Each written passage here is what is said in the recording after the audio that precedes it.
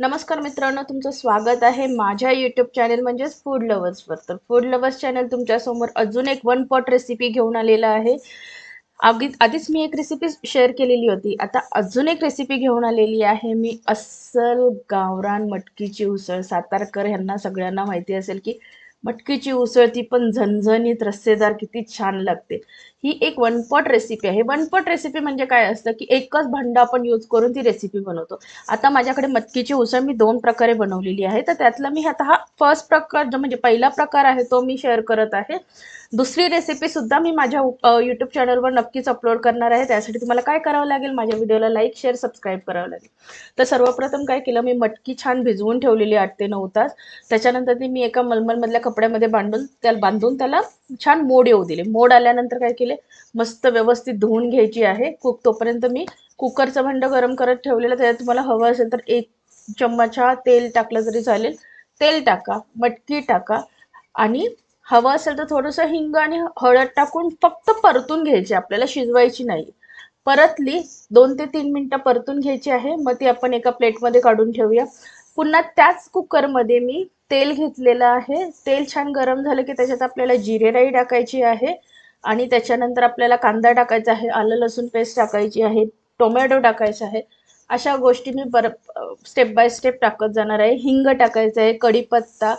ह्या आपल्या जेवणात ह्या बेसिक असतातच असतात आणि सातारकर आणि महाराष्ट्राच्या लोकांना तर माहितीच असणार आहे की आपल्याला तर घाटी मसाला त्याच्यानंतर वाटणाशिवाय जेवणात आपल्या चव येतच नाही. तर हो, ही मटकीची उसळ मी वाटण टाकून केलेली आहे. आपण थोडंसं ह्याच्यात मी ऑलरेडी सुकं खोबरं, त्याच्यानंतर आलं लसूण आणि थोडीशी कोथिंबीर टाकून मी मस्त त्याचं वाटण करून घेतलेलं आहे.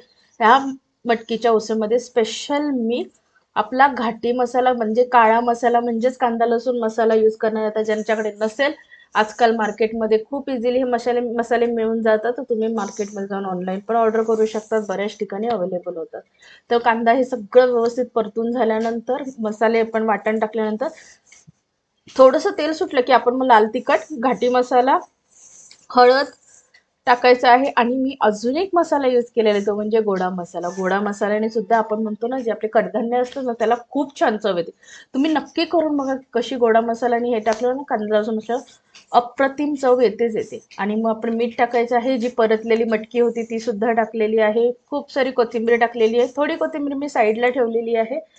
व्यवस्थित परतून घ्यायचं आहे. आता तुम्हाला सुकी करायची असेल ना मटकीची उसळ ही, तर तुम्ही थोडंसं पाणी टाकलं तरी चालेल. आणि तुम्हाला रस्सेदार तिखट झणझणीत करायचं असेल, थोडासा कांदा लसूण मसाला जास्त टाका आणि ह्याच्यात आपण आता 1 ग्लास पाणी ऍड करून घेणार आहोत. पाणी टाकायचं आहे. तुम्हाला हवं असेल, तुमच्याकडे गरम पाणी असेल तर गरम पाण्याचा वापर करा, नाहीतर आपलं रेग्युलर पाणी वापरलं तरी चालेल. व्यवस्थित परतवा. कुकरची झाकण लावून 3 ते 4 शिट्ट्या काढून घ्या. 5 मिनिटांनी तो कुकर थंड झाला, ओपन करा. आपली वन पॉट रेसिपी म्हणजे मस्त रस्सेदार तिखट झणझणीत मटकीची उसळ रेडी आहे. मस्त तुम्ही ही भाताबरोबर खावा, भाकरीबरोबर खावा, चपातीबरोबर खावा. अप्रतिम टेस्ट येते. ह्याच्यात जर तुम्हाला रस्सा पाव पण खायचा असेल तर तुम्ही मटकीची उसळ पाव खाल, एकदम दिल खुलाश टेस्ट असणार आहे.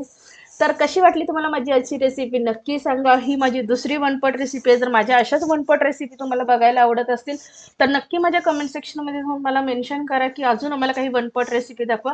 तर आजची रस्सेदार महाराष्ट्रीयन सातार स्टाईल मटकीची उसळ तयार झालेली आहे. तर तुमचे मनापासून आभार. माझा व्हिडिओ शेवटपर्यंत बघितला आणि माझ्या व्हिडिओला लाईक शेअर सबस्क्राईब करा आणि बेल आयकॉनवर क्लिक करा, म्हणजे तुम्हाला माझी अपडेट मिळत राहतील.